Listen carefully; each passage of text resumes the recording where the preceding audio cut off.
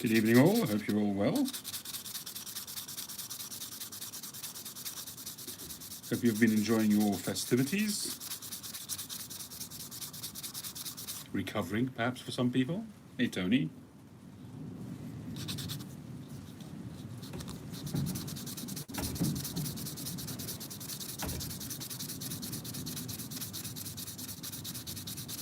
You might be able to hear a bit of rattling going on. It's very windy out. The door's rattling, the roof's rattling.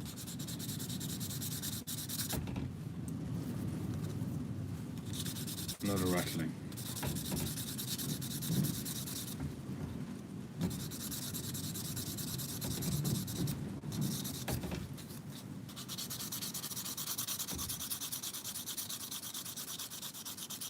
Hey, what's up? How you doing? Good to see you again.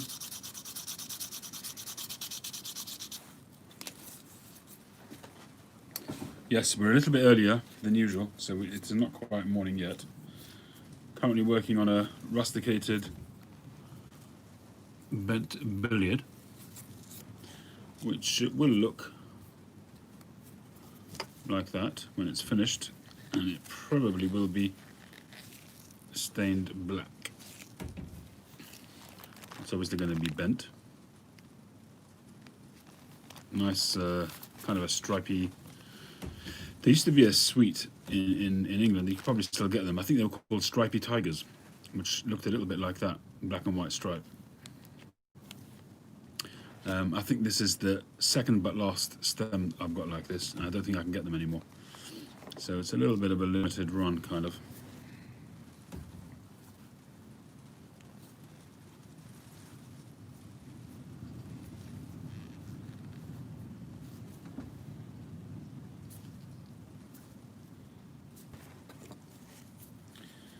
How you doing, Suffolk?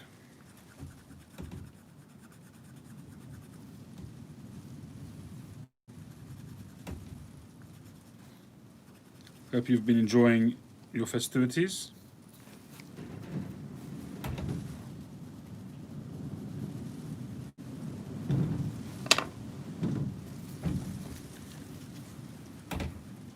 Yeah, it's a bit knocking about a bit, the wind here. Excuse me for 1 second, you might want to turn your volume down. I've got to do a tiny little bit of sanding.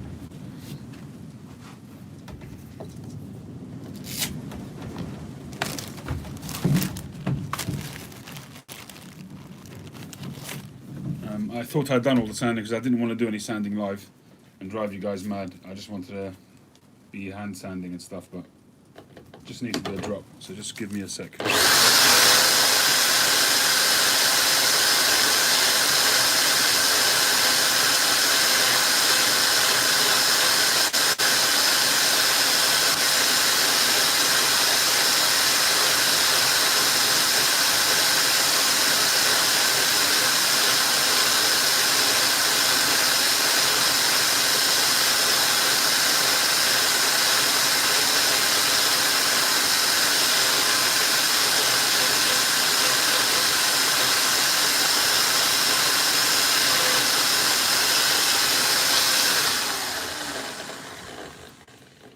There we go.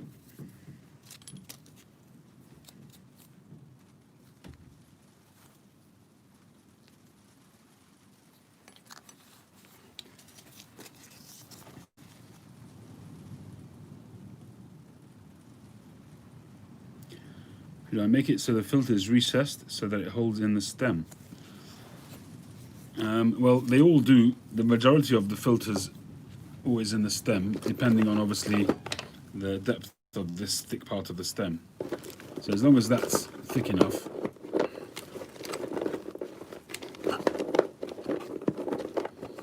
just trying to fish out the filter. So the majority of it goes in the stem. If hey Bengalis, to drill it to go all the way in, I can do that. All that would mean is a shorter mortise. But yes, it can be done as long as there's enough room in the stem. But the short answer is yes. Hey Pied Pipe Smoker, how you doing?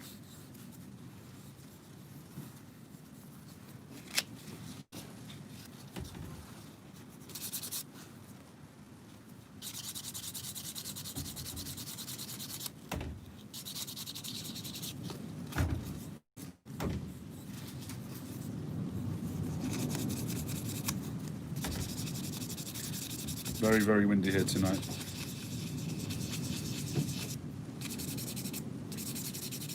Hopefully my roof won't go flying.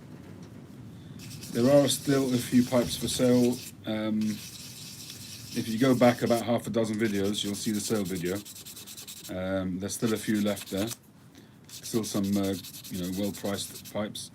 The bargains were my own pipes. The estate pipes, I couldn't, they were valuable, but the vast majority of mine were sold at about 40% reduction, something like that, some even more. My 3-star, which was originally for sale for 250, went for 150. So that gives you an idea. And there were quite a few at just £100.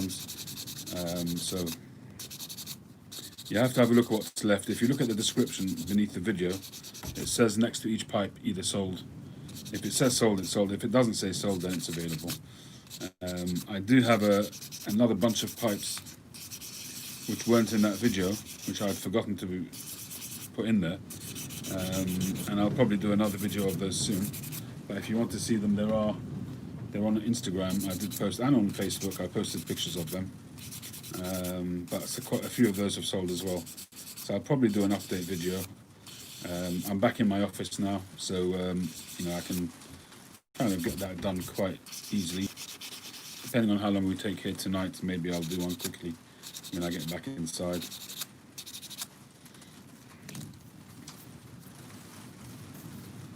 Hey Josh, how you doing? Happy holidays. Hope you've been having an enjoyable festive time.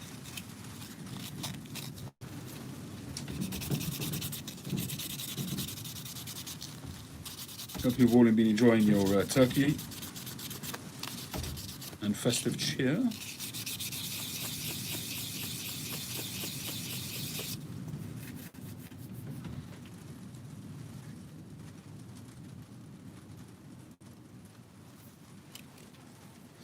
Yeah, I mean, well, hey, Mr. Eximba, how you doing?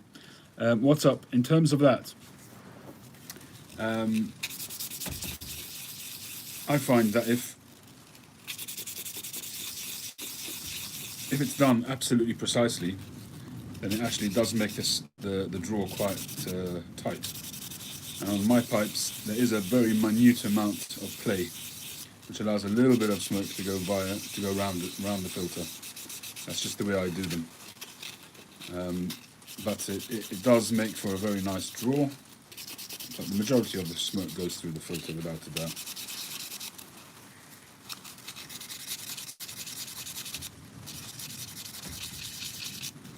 It's the way my system of making pipes is geared up, so that's just the way it is.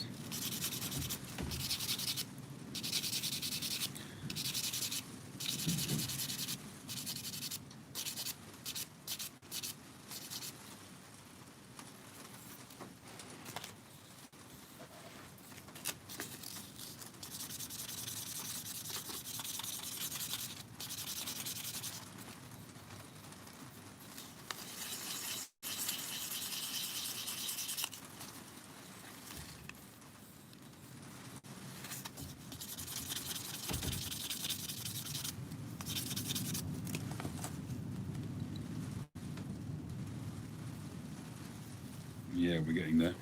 Looking much better now.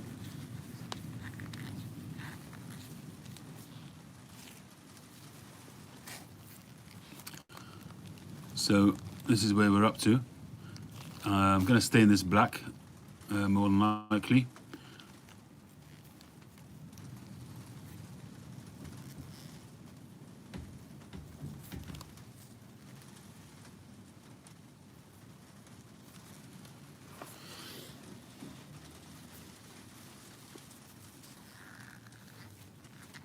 Lighting up new kit pipe with dark twist. You made yourself a pipe, Josh?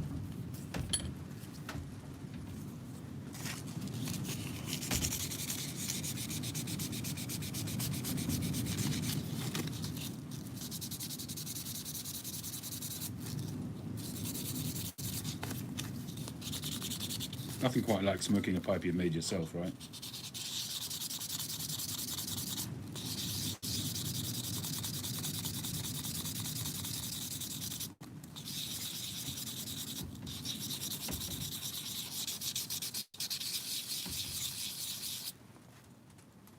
You made it straight away. Good for you, Josh.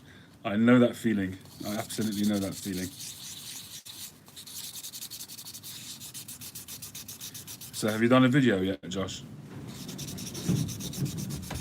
Listen, mate, my first pipe was no LCS either. Nobody's first pipe is great.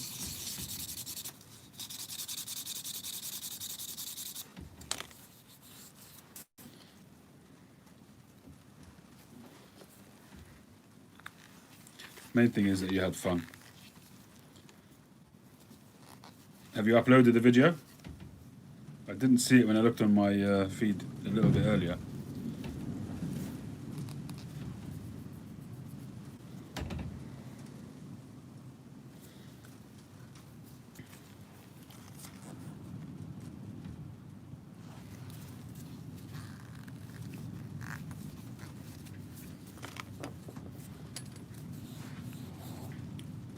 Somebody left a comment on one of my videos recently that they haven't seen any rusticated pipes from me, so I decided tonight I'm making one. I took an Evershorn block, so not sacrificing a straight grain pipe or flame grain. And very, very clean piece of wire actually. No faults on it so far that I've seen. Could have been smooth, but I'd already set out to do this rusticated, and I've been very lucky with wire most of the time. Although actually last week I actually took some pictures of it. I started a piece of briar making another stubby pipe actually, and it was turning out beautifully. But as I was turning it, there was a section which had a different texture to the rest of the pipe, and it just didn't make any sense to me. As much as I sanded it, it stayed rough. I looked inside the bowl. I'd already drilled the bowl. I looked inside and it was the same texture, and I realized that there was either infected, something wrong with it, or it just filled over time with dust. Anyway, I took a pick to it and I started picking away, and the whole thing came out, and basically I ended up with a hole the size of a dime, and that was the end of that. Would have been a nice pipe. About an hour ago. Cool. Okay, I'll have a look at it.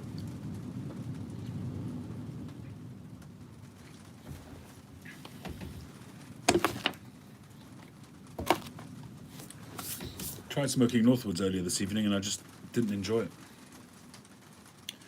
I did not enjoy it. And I came out and I saw that I had half a cigar still sitting here, so I figured, okay, I'm just going to go for that. I did bring out one of my recent pipes. I brought out one of my stubbies. I kept one of them for myself. So I've already smoked this a couple of times, or once at least. Smoked very, very well. So maybe we'll smoke that soon. I'm going to finish the cigar first though.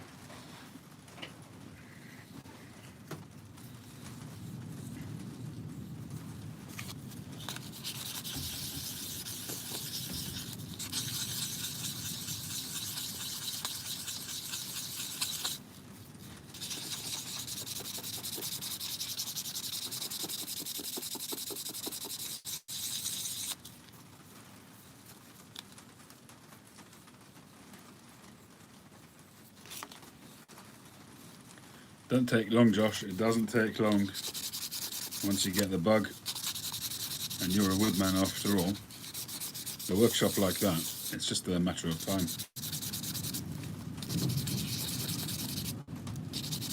I mean, I definitely want to expand my repertoire into other wood items, you know, like ashtrays and things like that. I haven't yet bought any blanks big enough to do that, but it's certainly something I'd like to do.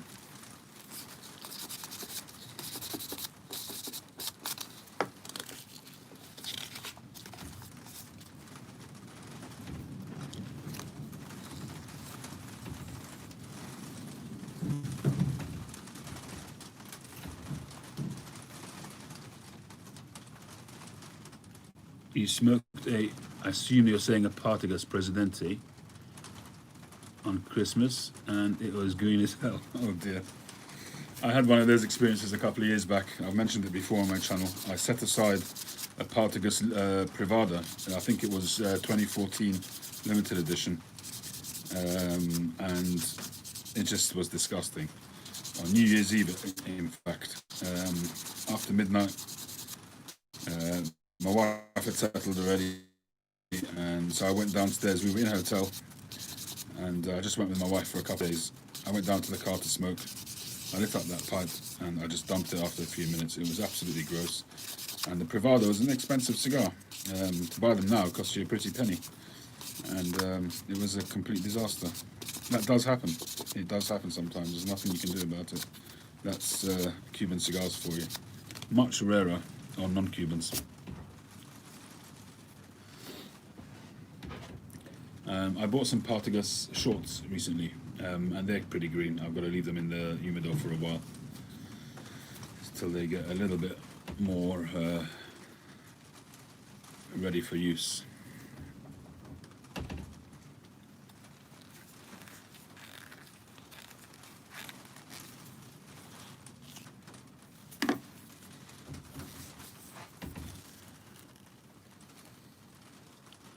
So that's obviously going to be bent back. So a bent billiard.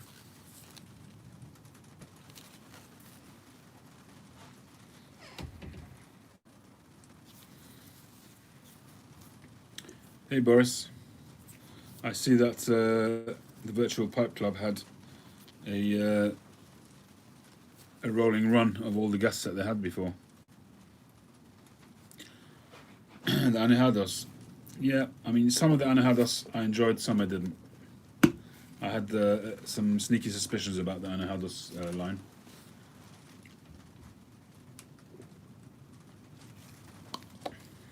Maybe it's Josh's influence, the conspiracy theorists. But to me, it seemed that they were just a crop of tobacco which wasn't great. They just let it sit and hoped it would improve over the years. I think 8 or 10 years, I think they had to sit to be called anejados, and which means aged in Spanish, I guess. Some of them were good, some of them not. I enjoyed the Chapman anejados. I think I had the Partagas, and I think that one I didn't enjoy. I don't recall which ones I've had. I've had 3 or 4 of them. I think they did 7 or 8 of them, of the brands in Anejados line.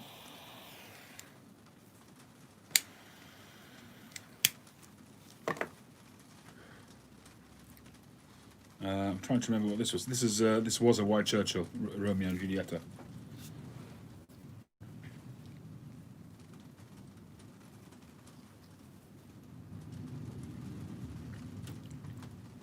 No, I didn't watch them all either, Boris. I just caught. I think I caught one with Chris Morgan. I just watched a few minutes of them. I saw my one go on as well, but I was busy doing other stuff. It's a good idea to put them on. Just remind people.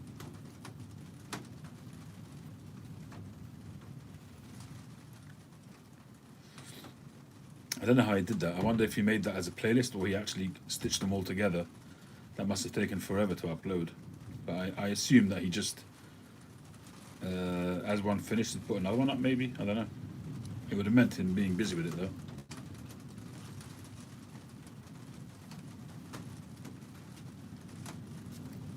Don't quite know how he did that.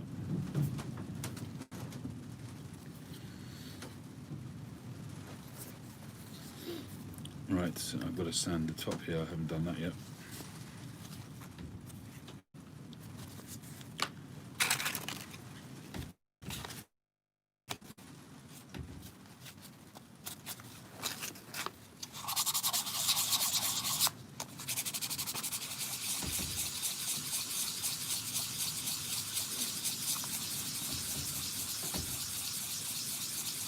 So you guys all got a white Christmas this year so far? Seen a few pictures from people out in the States with snow coverings. And I assume the Canadians amongst you have certainly got. I mean, that's just part of the course, isn't it, for you guys? You seem to get the extremes of the weather before everybody else and after everybody else.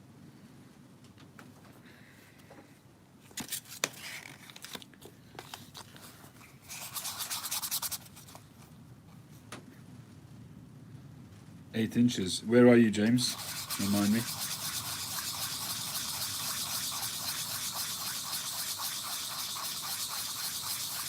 Kentucky. All gone now. Right. Well, we didn't get any snow. Up north, apparently, there was some snow. You know, the Scottish areas, they always get the snow before we do. Often, when we don't get it at all, they still get it. But nothing down south. The only thing we got was Tier 4.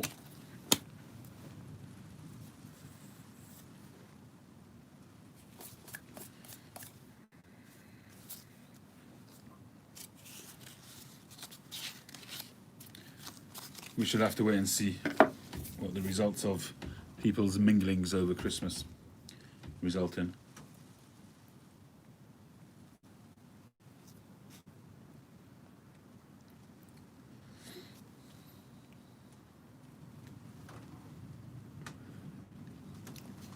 I was reading an article in the Spheres magazine. I don't know if you guys heard about it in the States. There's a magazine, and actually it's called Spheres. And the idea, the raison d'etre of this magazine, is to look into different worlds which people don't know much about. And the first edition was on pipe smoking. I guess it was from the point of view of people on outside of pipe smoking looking in. And there were some interesting articles. It's like a quality magazine, you know, thick paper, good quality photography. But to me, it's more. I think it's more directed at people who don't smoke a pipe, because it was very artily done. You know, the reporting was done very artily. I'm not going to go to say as far as to say pretentious, but you know, it didn't. A pipe smoker wouldn't recognise it as his world. That's how I saw it.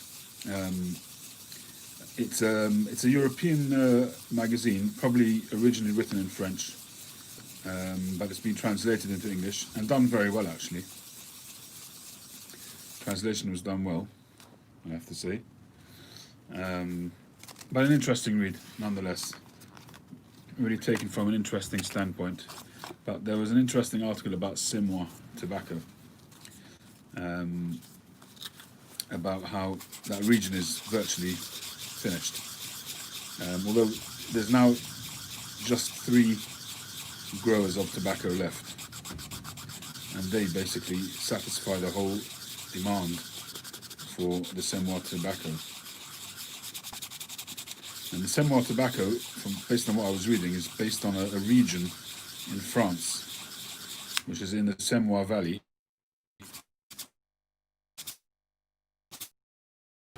which every so often it floods, and it gives that property into the soil. Also, because it's in a valley, it's covered in mist a lot of the time, and that hydrates and humidifies the tobacco as it's growing. Basically, all of that goes on combines to make Simois tobacco what it is. It's just a very interesting read, and it talks about literally 3 people left growing it, and the fact that you actually can't make a living. Can't actually make a living growing Simois. And that's why most of the people there do it part-time.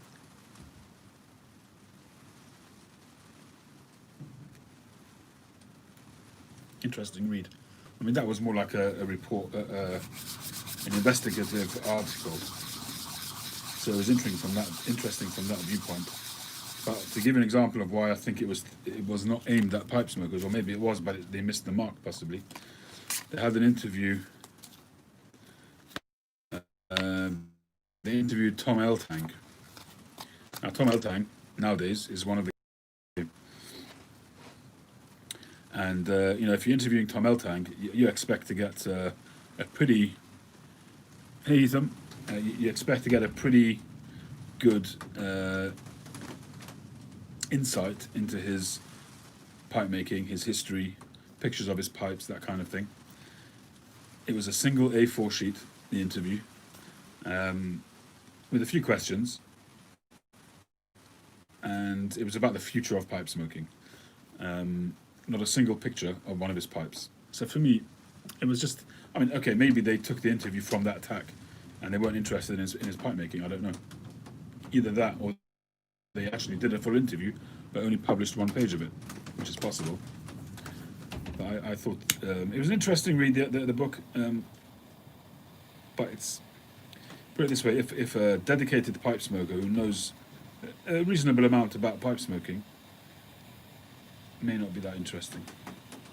But it's very artily done. It's a professionally produced. It's a softback, but there's quite a few articles there.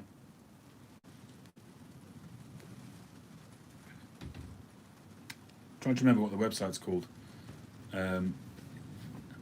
It's called Spheres. The magazine's called Spheres, and it costs €22, I think. The magazine, the article.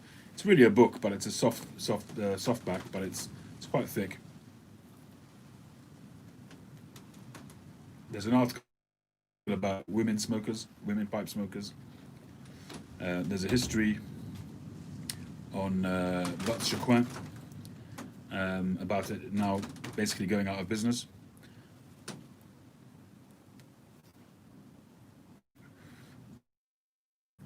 Ethan, this is 3 days.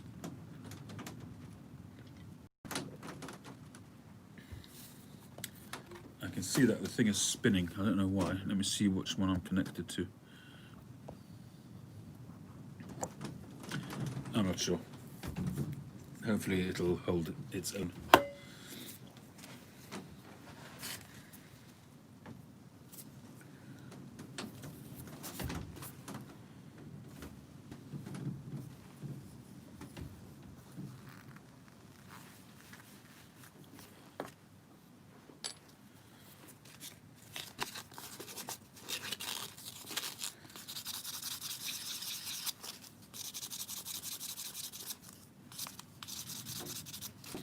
Still reading your magazines that you sent me, Josh.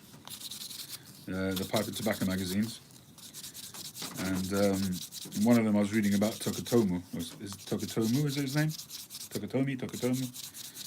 It's a pipe maker which I hadn't known about. And that was a revelation. I've got no idea what his pipes go for these days. They're probably in the thousands, I would imagine. He's got some beautiful pieces of art that he makes. It's really, I would class his pipes as art.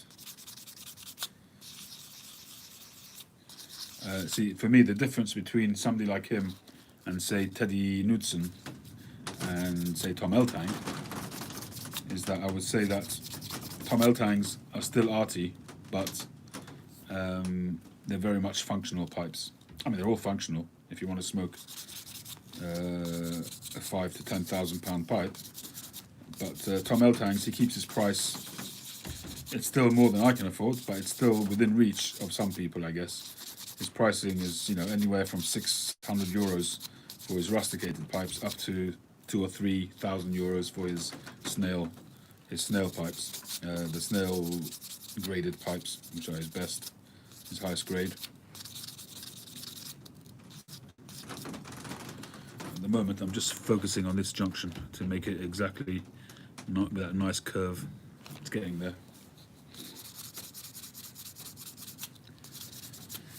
I think the most that I've ever spent on a single pipe is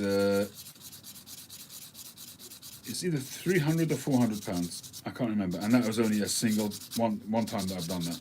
The rest, I don't usually go more than about £200 to £250, and that's only on a rare occasion. Most of the pipes that I buy are somewhere between £100 and £200, if they're new, if it's an ordered pipe. So if I get a pipe from Ian Walker, for instance, there will usually be less than £150, sometimes more. So the Sea Urchin, for instance, the Sea Urchin was closer to 200. That's my most expensive Northern Briars pipe. And it's understandable, a lot of work goes into that, a lot of work.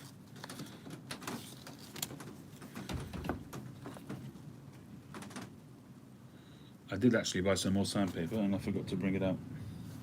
It's rather clever of me.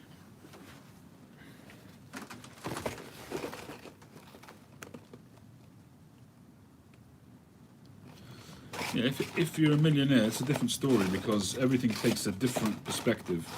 So if you're a millionaire, a 2,000 pound pipe is like buying a 200 pipe now. So you wouldn't, once you got used to being at that level of income, you'd be still spending higher sums on things. It's just the way it goes. But there are some people that will win the lottery or something like that and they still stay the same. And they don't suddenly rush out and spend thousands of pounds on stuff which they wouldn't have done before.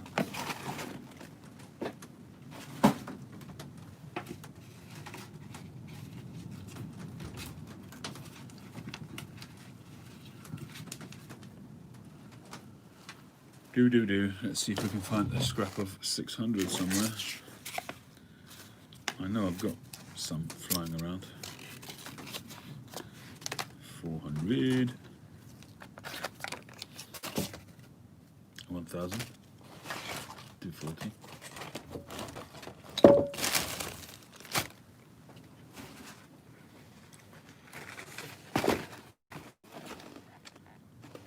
Hey Arthur, how you doing? Happy Boxing Day to you too. Do you have Boxing Day in the States, or is that just in English?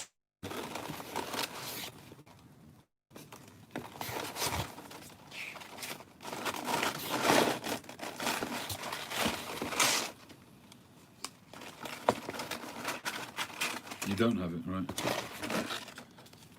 Well, this year it's been postponed anyway, because Christmas was on Friday, and Saturday is a day off anyway, so obviously we can't lose out on our days off, right? So they've given us another day, so next Monday is a bank holiday.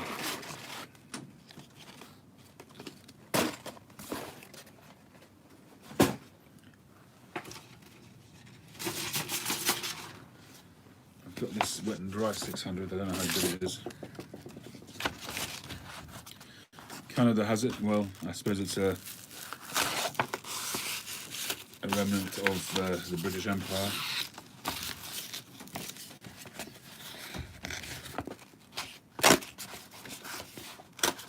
I wonder how long that will last. Hey Phil, how you doing? Hope you're enjoying your holidays.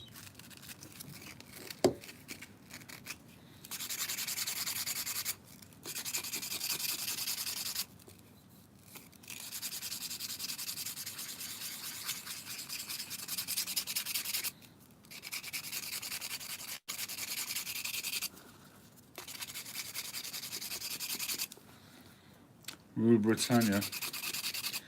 No, I'm not a big fan of that aspect of it. I'm a fan of being British, but I'm not a big fan of ruling other people, I must be honest. The whole empire thing,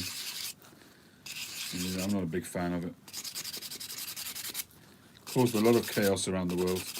It brought a lot of sophistication as well, but at a great expense in a lot of places. And you look at India, for instance, and Pakistan, definitely brought it into, I suppose you could say, into a modern era. But left behind a lot of chaos. Same happened in Israel. Left behind a lot of chaos.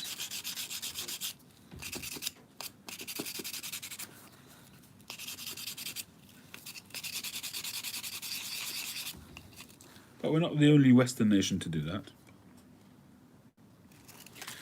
It sounds nice at the end of the problems, yeah.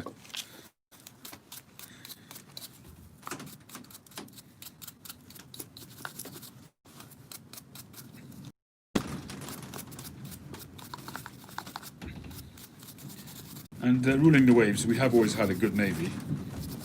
That is true.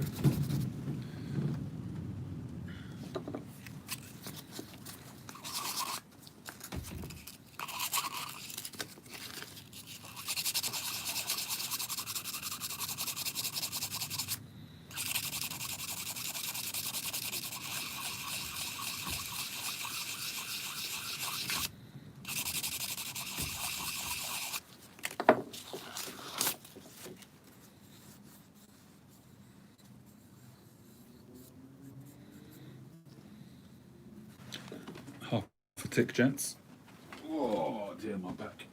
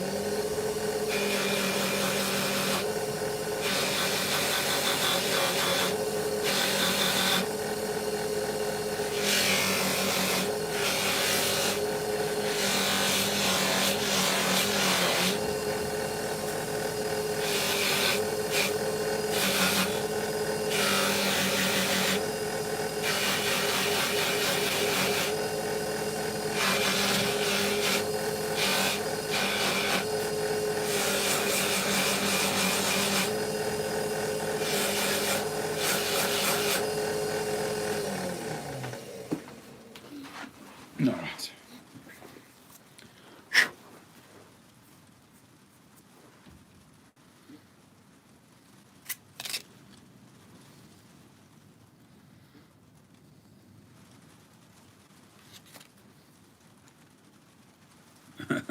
Phil, when was that? When did you get your arses handed to you by our Navy?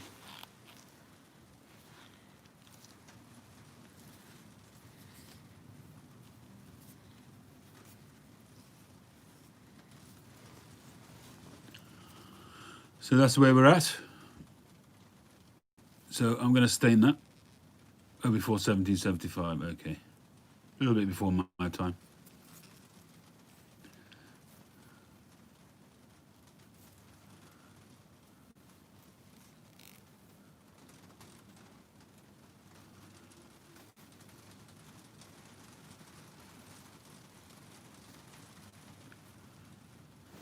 So time to get staining.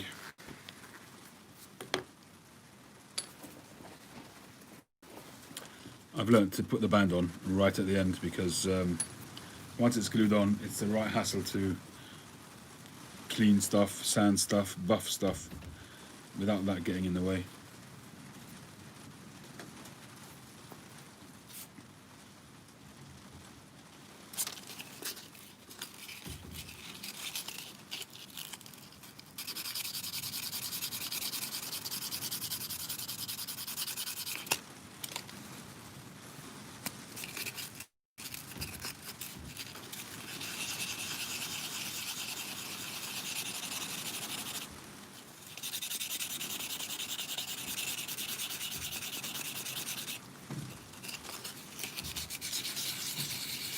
It's raining quite a bit at the moment, as you can probably hear. Fig pudding is an English dessert? Okay. Can't say I've heard of it.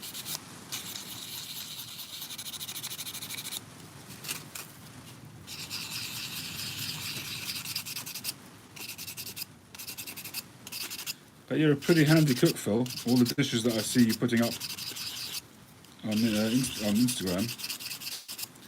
Yeah, pretty handy chef there. You like your meat and two veg. In a stew most of the time, from what I can see.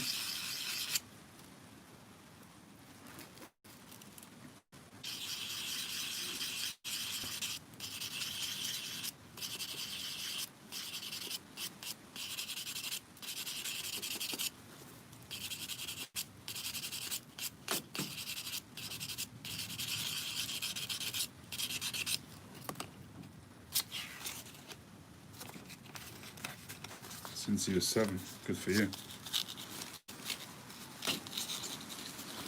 Well, the kids, funnily enough, they want to do a MasterChef at home tomorrow. So they want to split up into teams and cook up some stuff. So we might do that tomorrow. I'll have to go and buy the ingredients and set them a task with the ingredients that we have given them.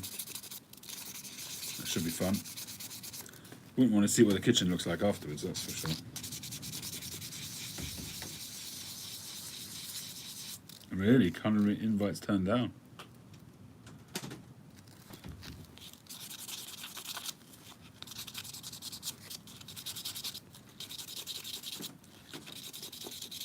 And give up all this?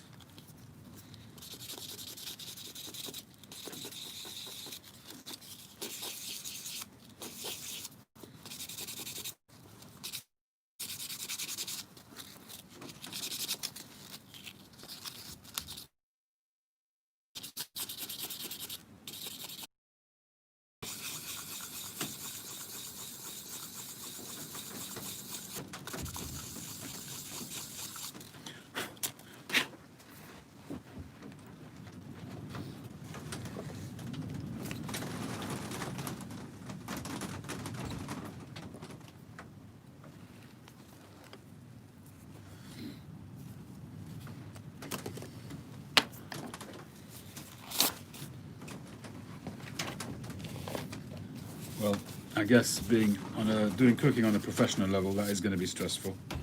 In a kitchen, having to get meals out on time. If it's a restaurant kind of idea.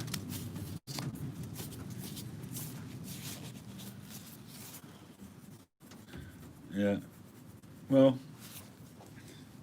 I've often thought about perhaps going into the cooking business, opening a like a kosher takeaway kind of thing, using stuff that I've seen online as inspiration, like a departure from traditional Jewish cooking, because most non-Jewish cooking consists of mixing milk and meaty, which we can't do.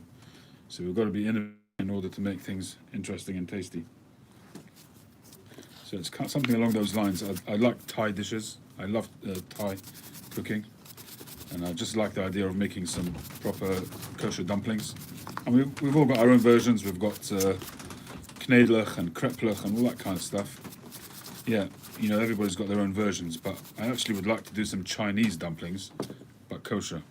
There's no reason why not. Just instead of pork, use something else. Mincemeat or a bit of lamb, chicken, whatever. So I'd like to do that. I look at, I watch, for instance, Mark Wiens on YouTube, a phenomenal food traveller. And I see some of the dishes that he comes across, and I think to myself, there's no reason why I can't do that in kosher. But nobody does. Hardly anybody does, here in the UK anyway. In America, maybe you do have it, but here in the UK, the market's not big enough to sustain it, I guess.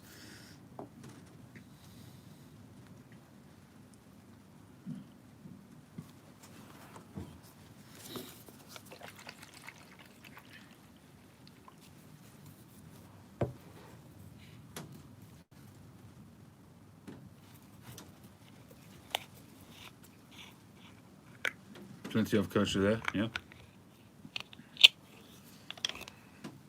I mean, there is plenty of kosher restaurants here as well, but Chinese-wise, there's really just the odd one or two. There used to be a lot more.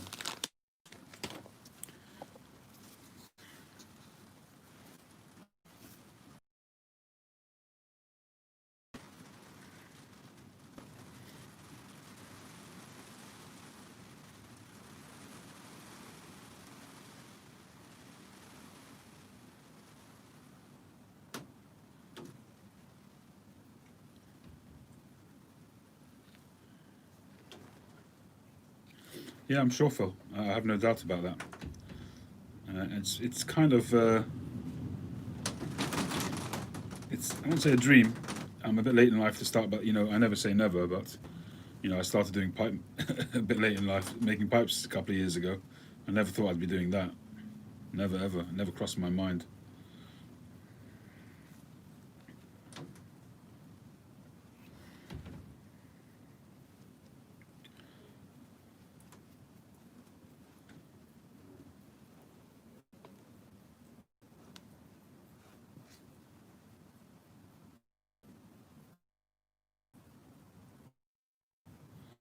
I will take back the smooth areas and let some of the grain show through, so it'll be like a contrast black and briar, I guess.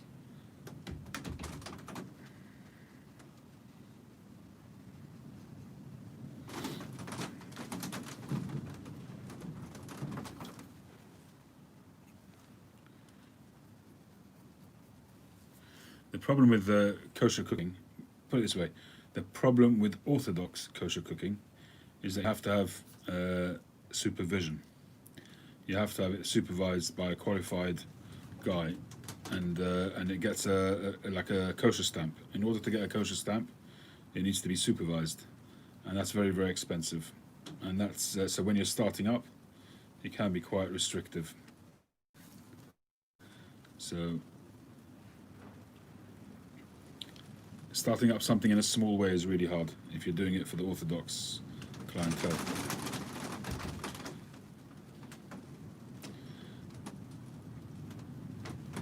It's not like making a pipe where if you sell, you sell, you don't, not the end of the world. Obviously it is the end of the world if you're relying on it for an income, but when you're serving other people, they need to be able to feel confident that it's kosher to the 100th degree. So for that, it costs money to get a qualified supervisor. Doesn't even have to be a rabbi, he just has to know the rules. Traditionally, people think it's a rabbi, and many times it is. Usually the head of the supervision, sort of the supervisory body, those will be rabbis.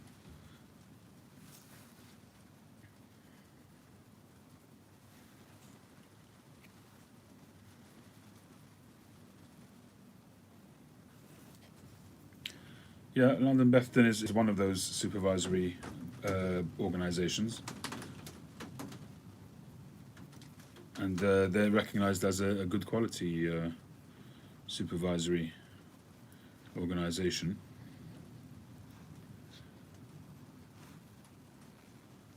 And they've probably got the widest coverage actually in the UK.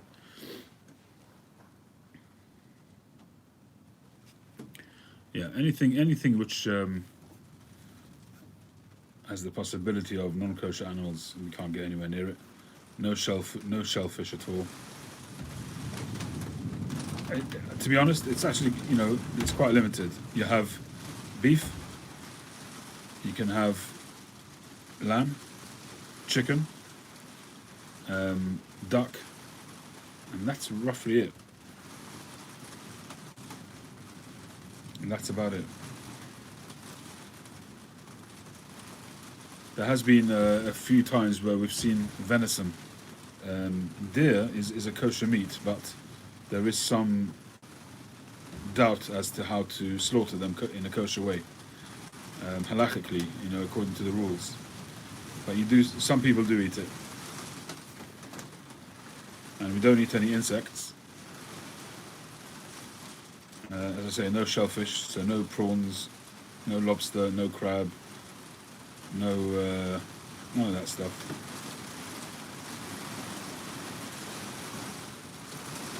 No rabbit, no squirrel.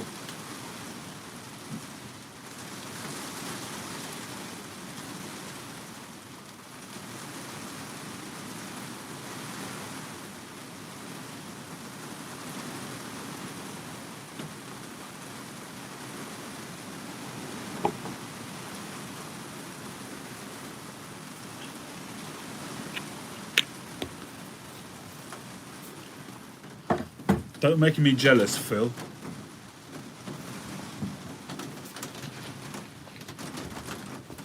It is the rain, I'm afraid. Yeah, I've got a plastic roof. This garage doubles as my sukkah. When we go out into a hut for the Tabernacle Festival. So I've got a plastic roof, and it makes a racket when it rains, I'm afraid.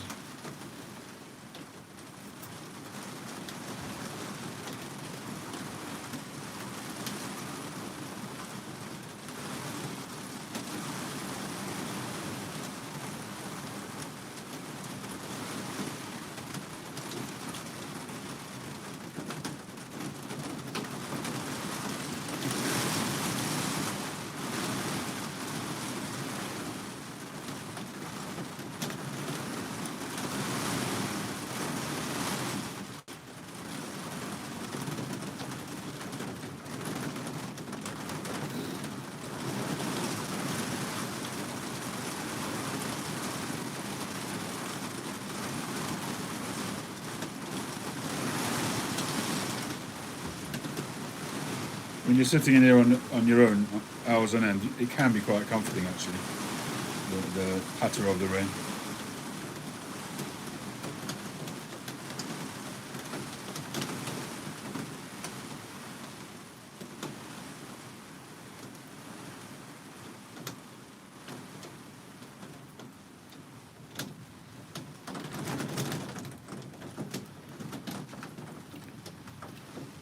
We didn't get any snow in London, no. No, there were some areas in the UK that did get snow and had a white Christmas, but not here. How many black pipes have I made? Not many, Josh. Not many. So I'm making two areas with a brown, so it's the top rim and the face of the shank is going to be brown.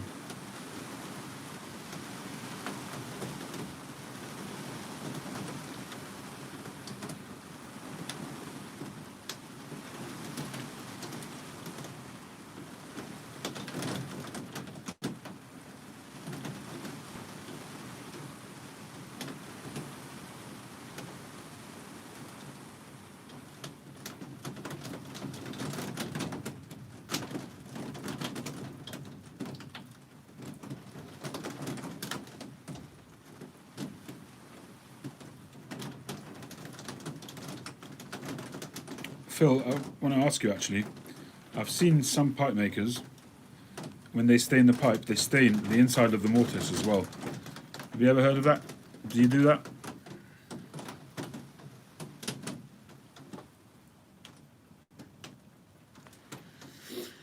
You're getting past the new bright taste. Yeah, I know that feeling, Josh. It's not a favourite time for me either. Although on this pipe here, I broke this in with some Old Dominion tobacco from over there in the States from, what's that company called? Andrew Sirigliano sent it over to me. What's that company called?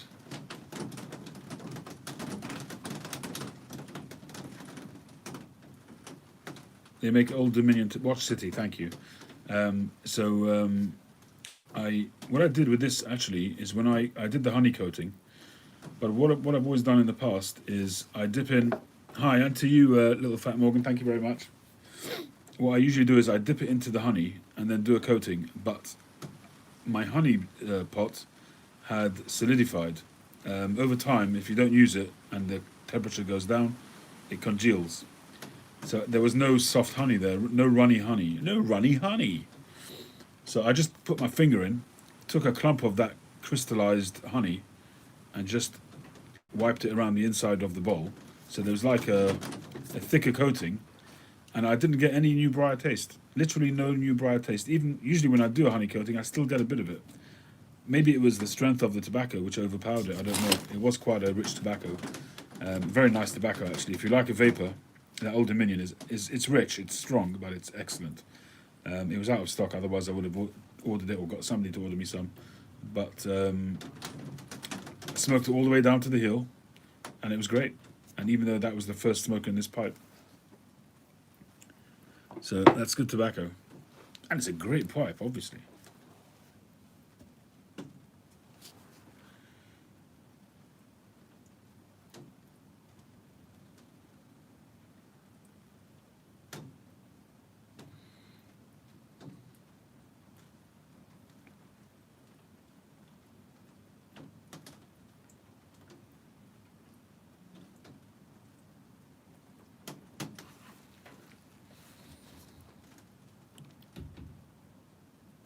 Oh, don't start, Josh.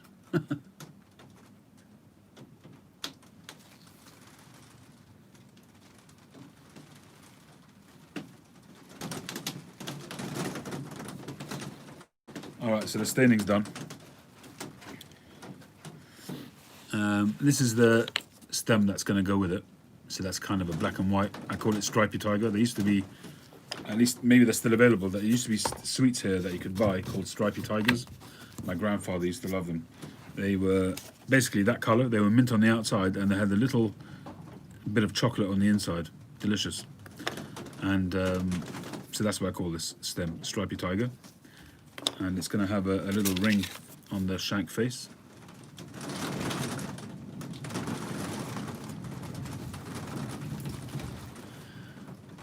The comments were 38 seconds ahead of the audio. Yeah, there's no accounting for that. Sometimes it's worse than others. So this is a rusticated carved that I've started doing. To be honest, I find it, although it's a lot of work and time consuming, I find it easier on my arms and my hand and my wrist than doing sea rock rustication. I find sea rock rustication very strenuous.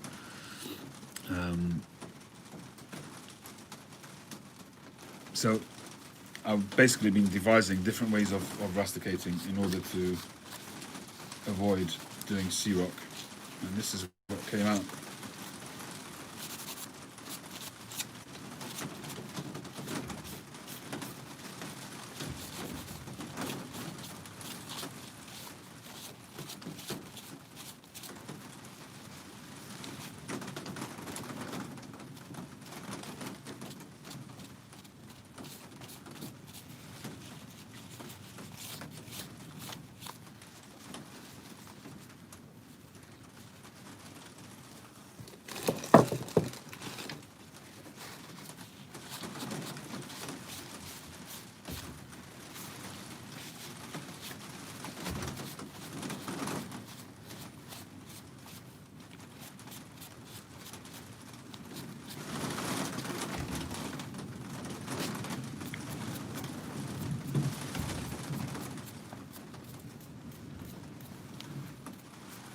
Alright, I'm going to let that dry for a bit.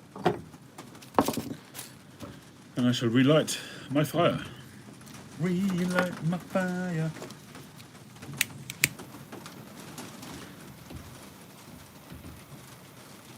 So I lit up some Northwoods and I didn't enjoy it earlier on this evening after the conclusion of the Sabbath.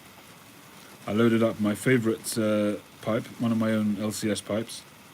My favourite Latakia pipe, I should say.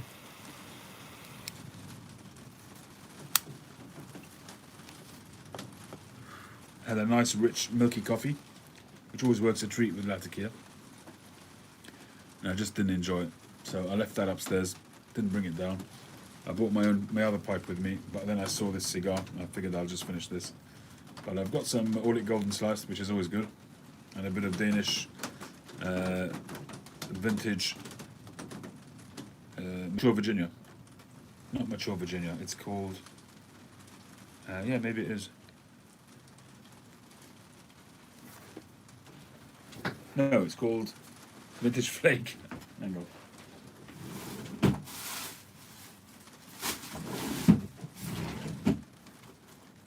Yeah.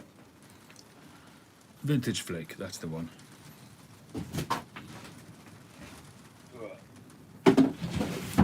If you like Orlik Golden Sliced, you may well like the Vintage Flake. It's one of the My Own Blend tobaccos. Available in Denmark in a couple of places, including the Danish Pipe Shop. When I first started smoking it, I thought maybe it's also Orlik Golden Sliced. Somebody said recently on one of the lives that Rainer's Sliced, or Rainer's Golden Slice or something like that, is also basically Orlik Golden Sliced. Not that it's a match, it's actually the same stuff. So it's something that I wanted to try, and I figured, well, don't need to now. I've got some Orlik, it's good enough.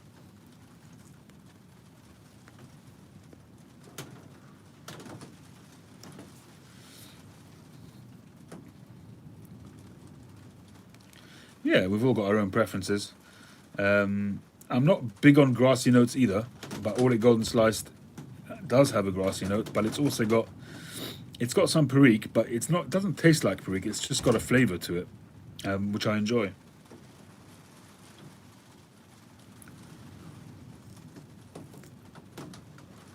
You like the long cut, don't you? What's it called? Condor. I think I've sent you some of that in the past.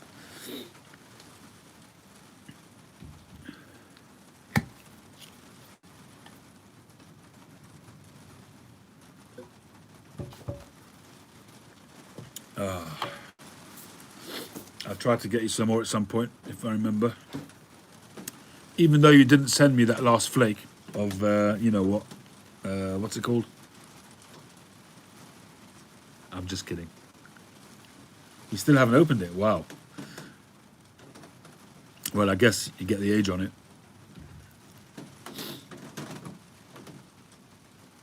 Hey Chris, Scorpion, how you doing? Welcome aboard. Hi Jack, how are you?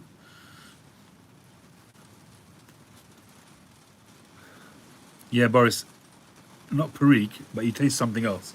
It's not just, it doesn't just, I know, I'm just kidding with you, Phil. It's not Perique, but there is another flavour there to it. And whether it's how the Perique interacts with the Virginia or not, I don't know. But it's a nice tobacco. I seem to be able to smoke it anytime. I really ought to get some more of it. I have a few tins, and it's nice that they come in 100-gram tins as well. And you can get the big, you used to be able to get them in a Danish pipe shop, but I haven't seen them, 8-ounce tins, I think. I'd love to get a couple of those to put away.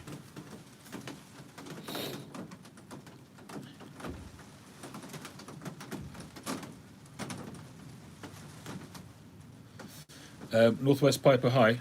Yes, that can happen. It's not necessarily cracking. Sometimes they do creak a little bit, and when you bite down on it, possibly it's a little bit thin, and maybe there's a hairline crack, which wouldn't. All it golden sliced, James. Yeah, it's possible that there's a hairline, which won't necessarily hamper your smoking at all. But if it's brand new, then maybe take it under a magnifying glass, and if it is cracked, send it back. But you do get that quite often. You get a bit of a creak on acrylic pipes when you chop down. It's true.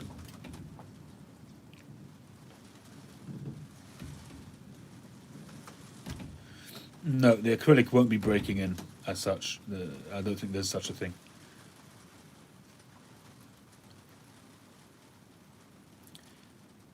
Yeah, well, Phil says the button is cracked. It could be. I don't know. 10 and 19, good for you. Yeah, that pipe sale did really quite well. Pipes are still selling from that pipe sale. I sold 2 on Friday, I think.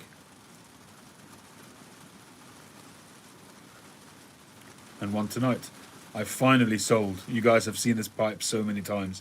I finally sold the I was going to say Rock Hudson, the Scott Hudson pipe.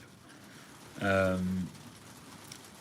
glorious pipe and tamper set, just not 9mm, so I couldn't smoke it. Brand new, unsmoked. It's a custom order that I had made maybe 4 years ago. And once I went over to 9mm, I included it in virtually every sale video that I did, but it never sold. Not a cheap pipe, but it was a custom ordered pipe, which I paid a fair bit of money for. But there you go.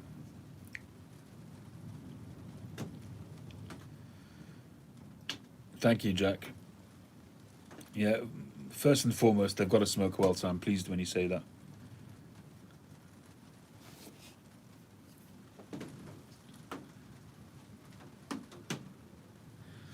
It depends what you're prepared to do, Northwest. I start when I start sanding. I usually start at about 240 grit and work up to about 400, and then I'll go on the mop. But it depends what you've got. If you can go up with micro mesh all the way up to 600, 800, you know, that should be fine as well.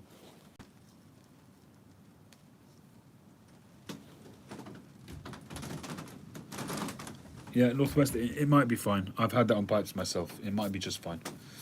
Hi, Mel. Hope you've been having a good holiday.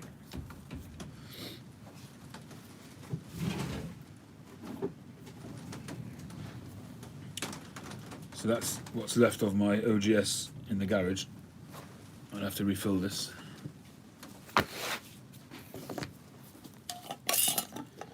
Hey, Yakim. Hope you are well.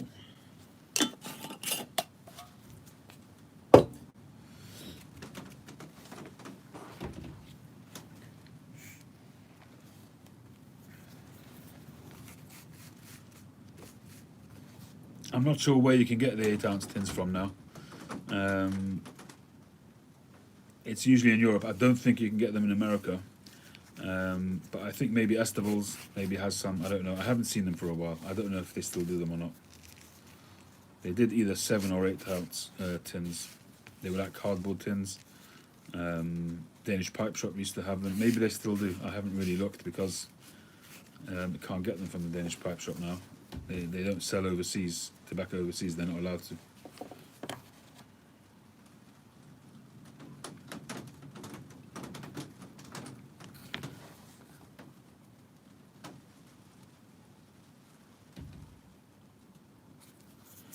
Put my videos into one and selling it. What, sell the video or sell the pipes?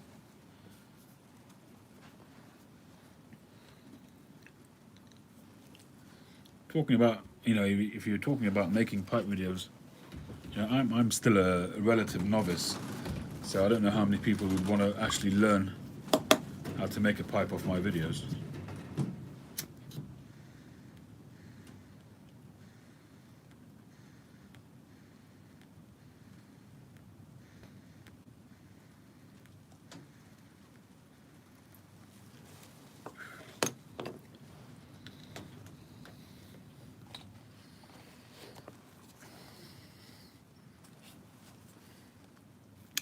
That's very nice of you, James. I haven't seen them either. Can't you still get GLP's 8-ounce tins?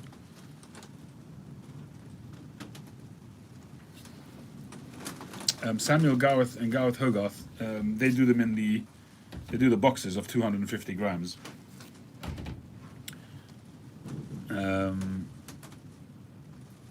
Hey, Pictures and More, how you doing? But yeah, I mean, people who sell bulk tobacco, you can buy any amount.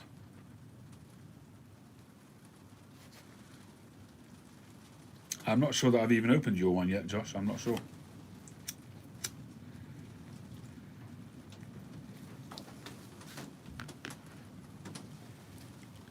But I am going through it at a fair rate.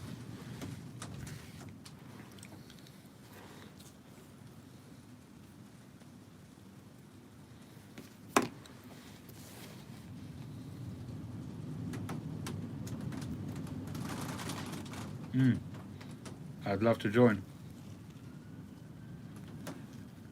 Yeah, it's a bit sad, Phil, when you have people being a bit precious about who they are.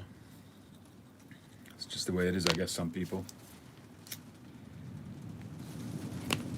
But at the same time, I also recognize, thank you, Phil, I also recognize some people, they devise their own way of doing things and they don't necessarily want to, you know, they might have sort of finessed a process over years, and a guy comes along and says, well, how do you do that? And it may not want to share that. I can understand that.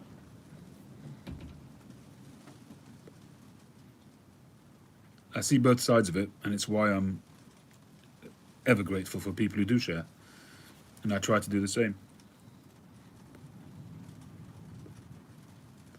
Otherwise I wouldn't do the videos that I do of making pipes.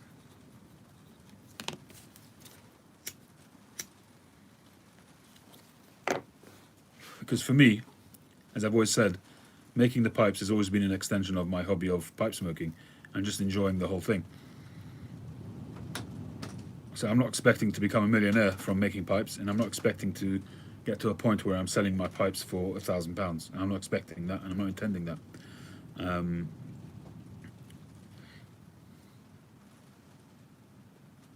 So if somebody else sees me making a pipe, okay.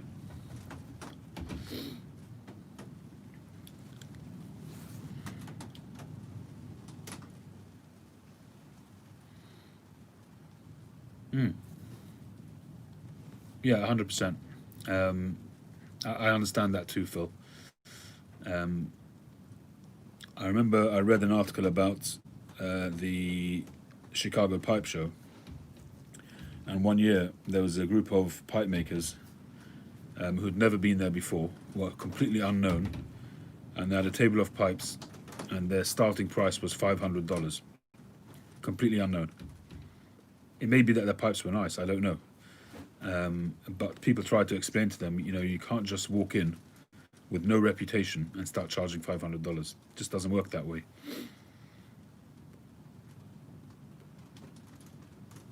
You got to build a reputation. People have to know that your pipes smoke well, and that that you've got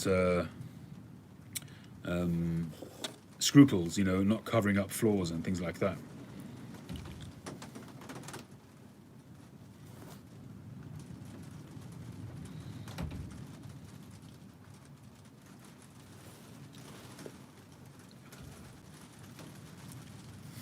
Yeah, I've made 4 versions of these stubby pipes, and this one I kept. It hadn't sold. It would probably have sold at some point, but hey Tony. But I decided to keep one of them for myself.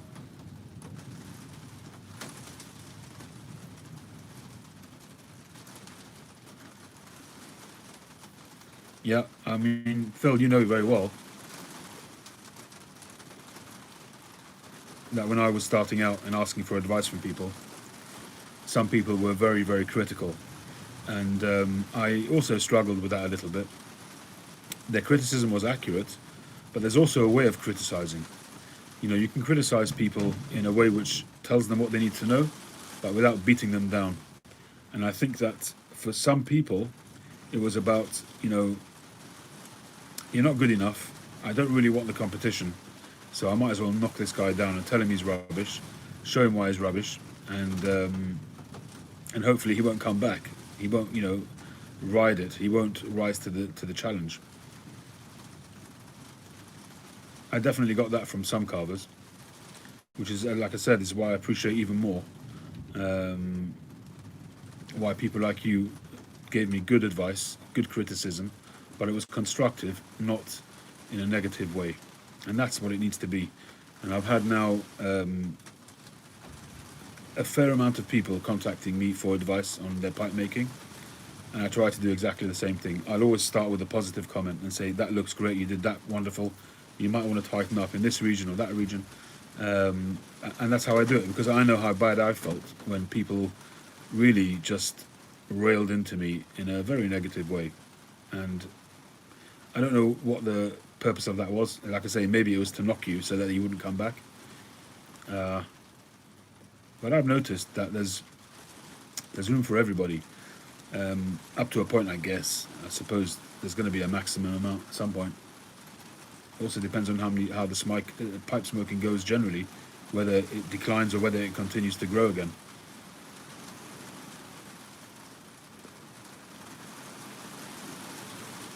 There's people out there making pipes very rough and ready, pipes, and they're knocking them out for $50, and people are buying them. So there's room for everybody.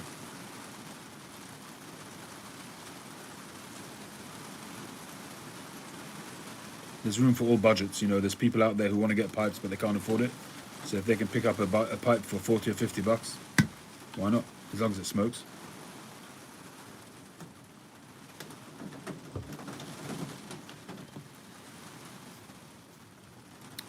Thanks, Yakim. I left it out there for quite a while. If somebody would have bought it, I would have sold it.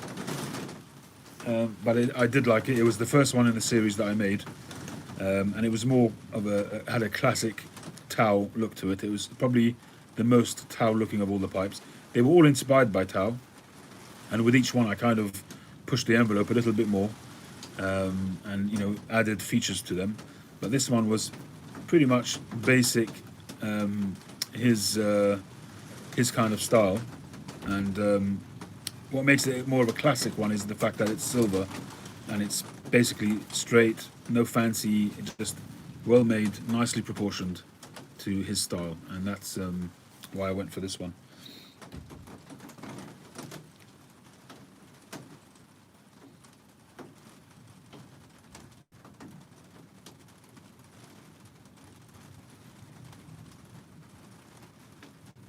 Perfect sleeping weather. Oh, I inhaled a bit of that.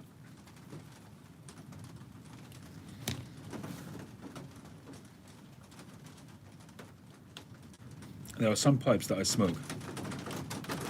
No matter what I do, somehow or other I end up inhaling. For some reason, the smoke comes out so readily that before you've had a chance to take it out of your mouth, you've inhaled some smoke.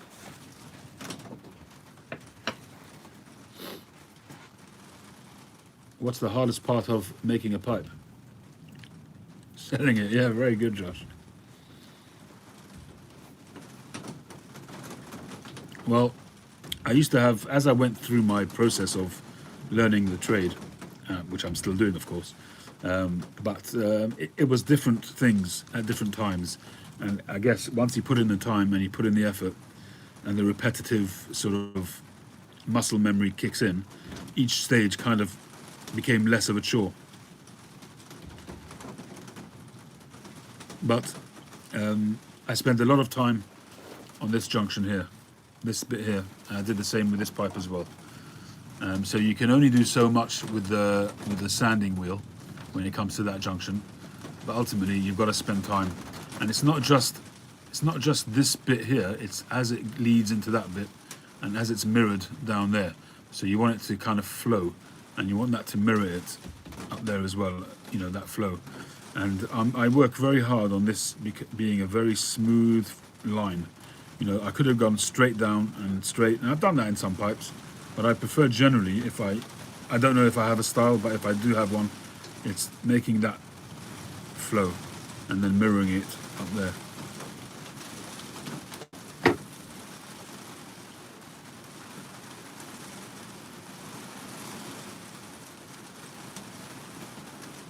Does it always rain on my shed? When it's raining, it rains on my shed. Yeah, James, exactly, that's what I do. I do the same with my kids. Start positive, put in a bit of negative, well, not negative, but constructive criticism, and then finish with a positive.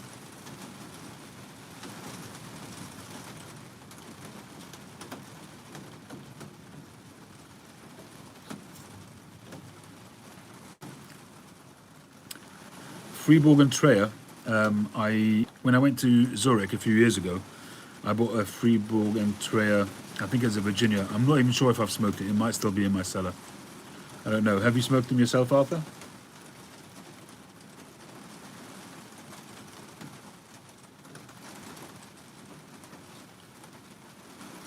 I gotta tell you, because this is a shorter pipe, it smokes like a freight train. You've hardly got to pull on it and loads of smoke coming through.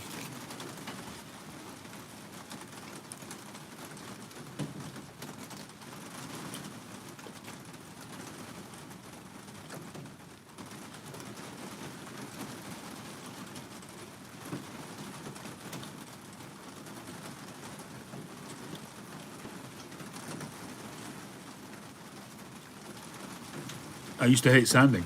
I used to try and do as much sanding as I could on the sanding wheel. But now I enjoy it. I like to just sit back and just sand away. And, sometimes when I come off the sanding wheel, I'll look at the pipe and it just won't feel right. It won't look balanced. One side will look more carved than the other side. And, when you look at it from the top, you want to see the sides, the cheeks here being equal. Sometimes you just can't do it on the wheel, but you can finesse it when you're hand sanding it, and it just, with time, you see it come into focus, if you like, come into shape, and that's a good feeling. Sometimes I'm making a pipe and I think, am I ever going to get this right? Is it ever going to be balanced? But keep going at it, gingerly but purposefully, and you get there. Obviously, it takes practice. Practice makes perfect.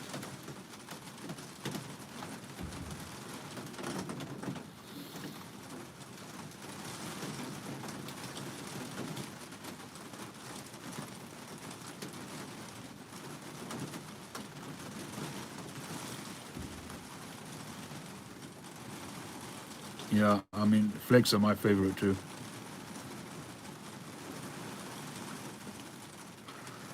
I don't know why, but mixtures, rubbed out, ready rubbed. Ready rubbed is actually not so bad. If it's ready rubbed from a flake, then I'm okay with that too. But the ones with the small bits, what do you call that, shag or ready rubbed, I think you might call it.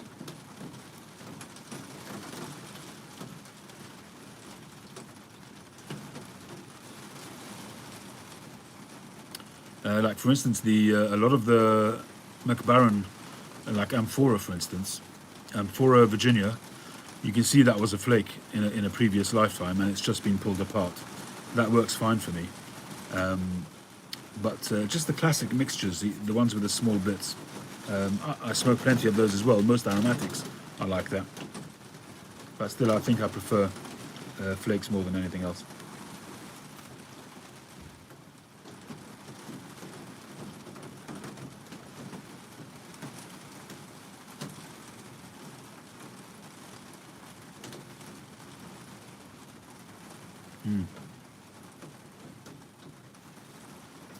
I don't have any family members that smoke a pipe, Stratman. Most of my family, extended family, wouldn't know that I smoke one either.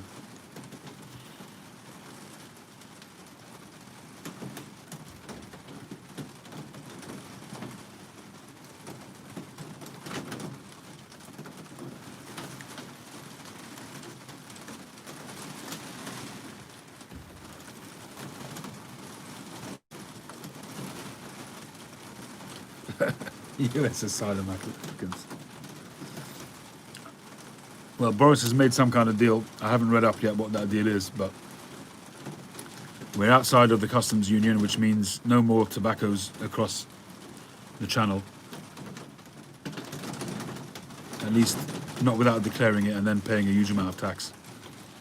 So unless you got somebody who's going to send it to you without all the without declaring it properly, it's going to be. I don't know. It may be that there'll be some kind of arrangement with that. I don't know.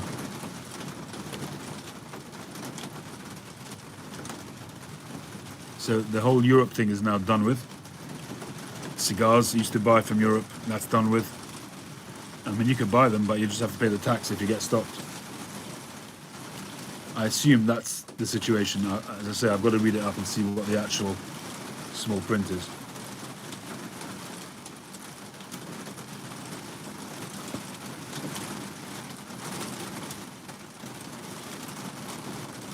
You do see a lot of times people quoting famous people that smoke this tobacco or that tobacco. That doesn't really hold any value for me. Just because somebody else liked the tobacco doesn't mean I'm going to like it. It's an interesting fact, I suppose, historical fact, but I don't put any value on that personally.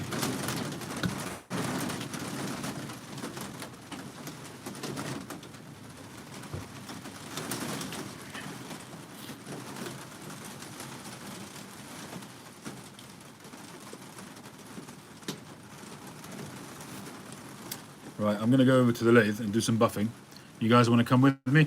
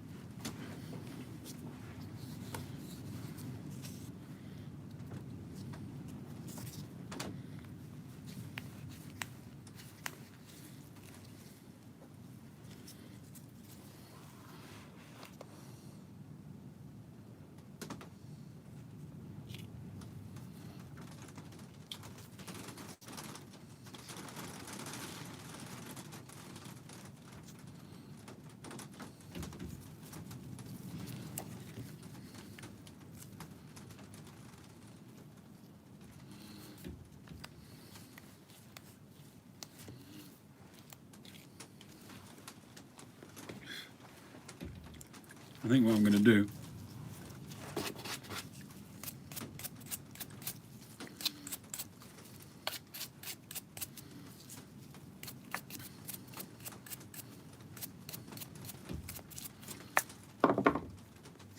I'm going to put a very light brown, very, very light, almost not there, brown over it, just to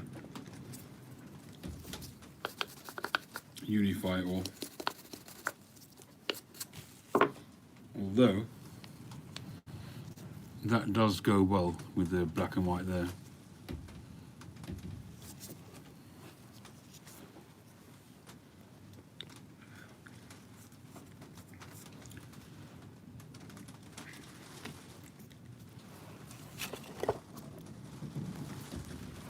I need to find a high grit. Yeah, this will do. I don't really want to take off any more.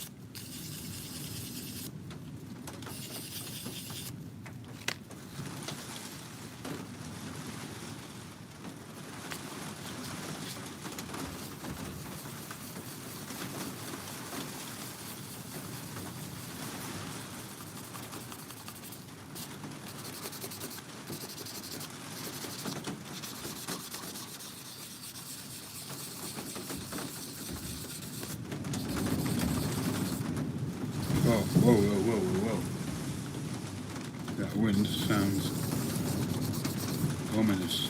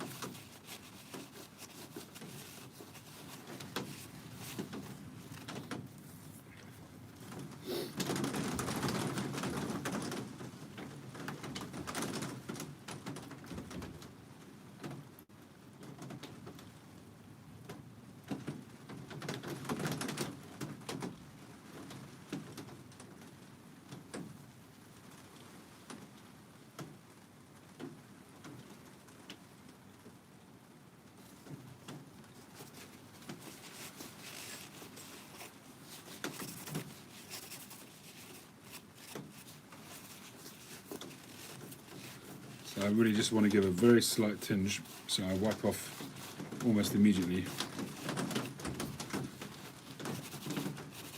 I want that black to come through.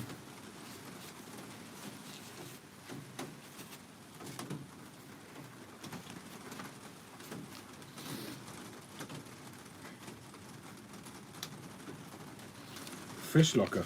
I haven't seen him.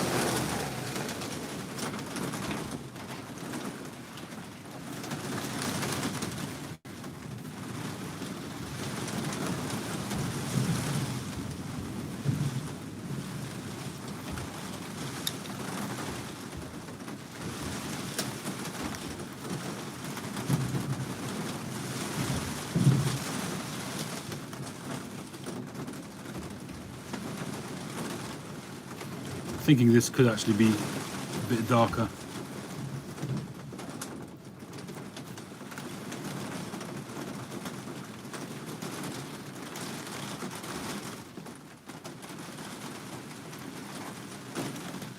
I kind of like the grey, it matches well with the stem.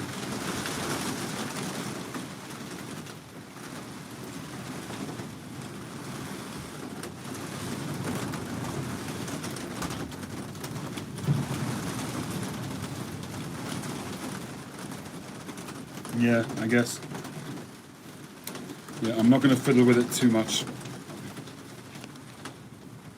So I'm going to glue the band on.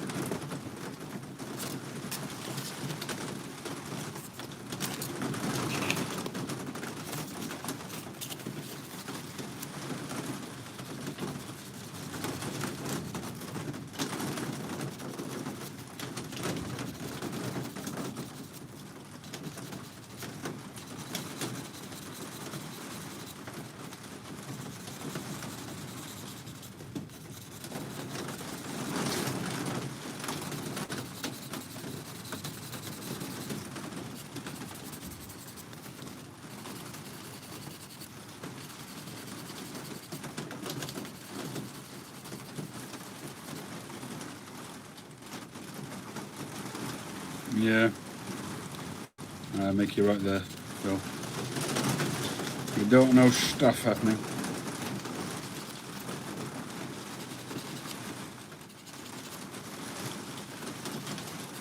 I've got to contact you actually, Phil. I think I'm going to want to get a stick made. The way things have been going with my sciatica. I'm a bit young to walk around with a stick, but I think I might just get one from you so that I've got it.